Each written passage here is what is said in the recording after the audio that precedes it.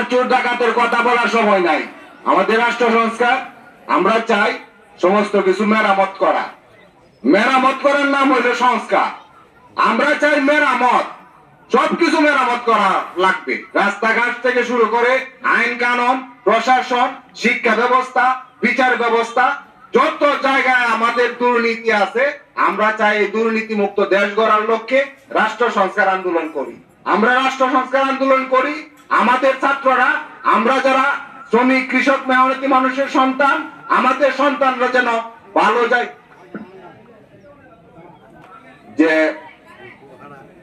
সমন্বয়ক, রাষ্ট্র সংস্কার আন্দোলনের যে প্রধান সমন্বয়ক আস্তাদ কায়েম ভাই নামাজের পরে তার মূল্যবান বক্তৃতা দিবেন, তার কথা বলবেন, আপনাদের সাথে পরামর্শ করবেন।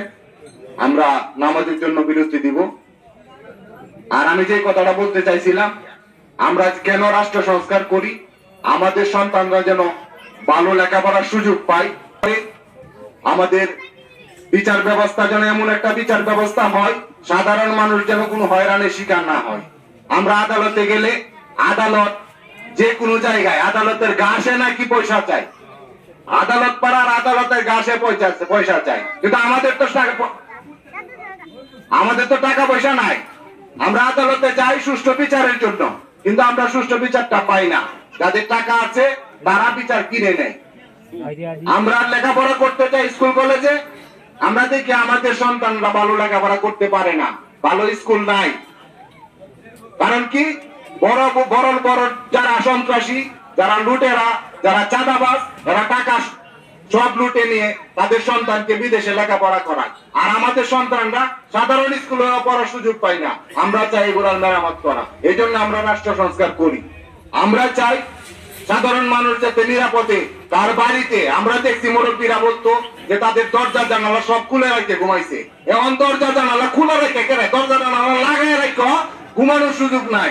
চোর ডাকাতরা এই পরিমাণ উত্তর করছে। আমরা চাই এমন একটা ব্যবস্থা আসুক, যে ব্যবস্থা চোর ডাকাত এই দেশ থেকে পালাবে।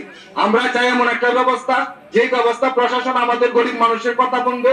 আমরা চাই এমন একটা ব্যবস্থা, যে ব্যবস্থায় ভূমিহীন যে খাস জমি আছে, এই খাস জমির অধিকার থাকবে ভূমিহীনদের। আমরা চাই এমন একটা ব্যবস্থা, যে জলমহল আছে এই জলমহল থাকবে জেলেদের।